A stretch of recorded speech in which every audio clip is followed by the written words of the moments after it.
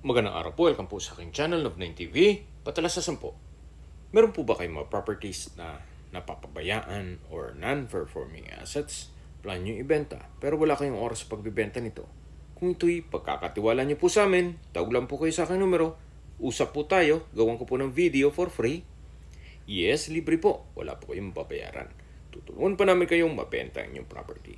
Kami na po bala sa marketing, sa boosting or paid ads, even sa tripping. Hindi na po kayo mapapagod sa pag-entertain ng mga buyers. Kami na po bala sa lahat. Tawag lang po kayo.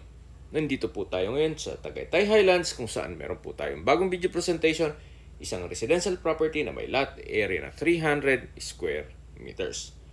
Ito po ay nasa loob ng isang exclusive community na Sycamore Heights. Dito po sa loob ng Tagaytay Highlands. Ang property po ay titulado, buhay po ang may-ari, kaya wala po kayo magiging problema sa documentation o sa transfer ng title. Napakaganda po ng lokasyon nitong property gawa ng meron pong overlooking view. Ito po ay nasa mataas na lugar. Ang estimated elevation above sea level ay 693 feet. Ito po ang frontage ng property mula po dito sa puno. Itong unang puno nakikita nyo hanggang dun sa pangalawang puno. So mula po dito sa kinatatayuan ko o sa concrete road, medyo slope po ang terrain ng lupa. Napakatahimik po ng lugar, sariwang hangin, at malamig po ang klima. Ito pong Sycamore Heights, dito sa Tagaytay Highlands, ay may kabuang sukat ng lupa na 27 hectares na kung saan ito'y Asian Team Community. Meron pong 24 hours roving guards at 24 hours emergency and firefighting team. Meron din po itong sariling water system at mapapansin niyo po wala pong mga poste at mga wires. Gawa ng lahat ng utilities ay underground. Gaya ng cable, internet, telephone line, water system, at electrical lines. Yan po, tunghayan niyo po itong napagandang property. Mula po dito sa puno, then pababa po yan. Itong malinis hanggang dyan sa mataas na damo. Yan po yung property line. Then hanggang doon naman sa kabilang puno. So binebenta po ito ni owner as lot only.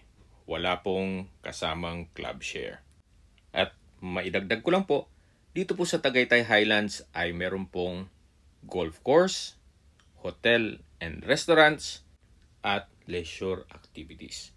Dito po sa loob ng Sycamore Heights ay meron din pong clubhouse na may infinity pool, pavilion, children's playground, at marami pa pong ibang amenities. You might consider this property, hindi lang sa ganda nitong lokasyon, kundi sa presyo nito. Especially kung familiar po kayo sa presyohan dito sa Sycamore Heights. At mamaya po, sa dulong parte nitong video, pag-usapan natin ang presyo nito. Habang pinagmamasdan niyo po ang kapaligiran, pag-usapan na natin ang distance, location, at travel time. Mula po sa Tagaytay Rotonda, ang distance is 7.6 kilometers at ang travel time is 12 minutes. Sa Tagaytay Rotonda po ay kumpleto na gaya ng hotels, restaurants, malls, banks, schools, church, at hospital. Yan po yung lagi kong binabanggit sa inyo na dapat nyo consider sa paghanap ng property, yung meron pong malapit na hospital.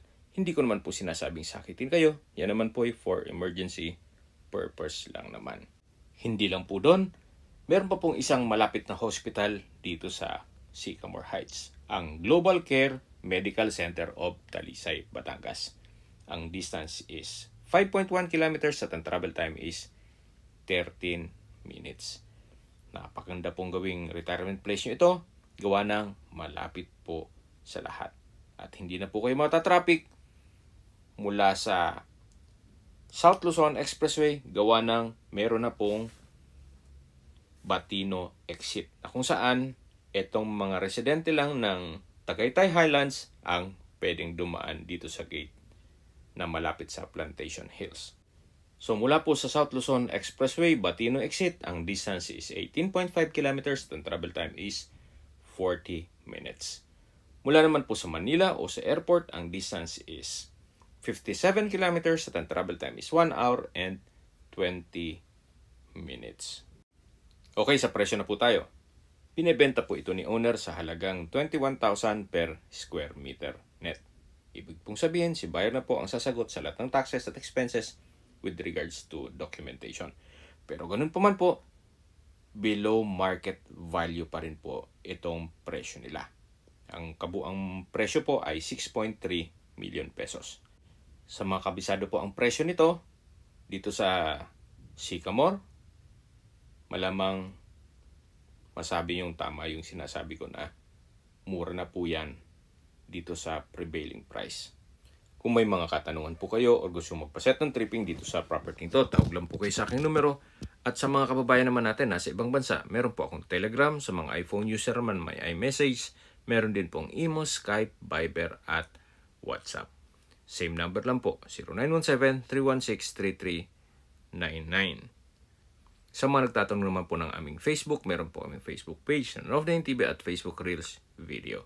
Meron din po kaming TikTok at Instagram na Nov9 TV. Makisuyo po, pakilike and follow na rin. Nandito na po tayo sa clubhouse na kung saan meron po itong pavilion at dito naman sa kabilang side yung infinity pool. So kung sakali pong interesado po kayo at gusto magpaset ng tripping, hindi po pwedeng on the spot na sasabihin nyo na tripping ka agad. Kailangan po ahead of time. Gawa ng stricto po dito. Hindi po basta-basta makakapasok dito. Kailangan po mag-email pa si owner ng mga pangalan natin at plate number para makapasok po tayo sa loob ng Tagaytay Highlands. Okay, meron din po pala kaming ibang YouTube channel na The Nov9 TV channel at AC Listings. Sana po na ibigyan yung aming video presentation. Paki-like and subscribe na po sa aking channel para ma-update din po kayo sa aking future listings.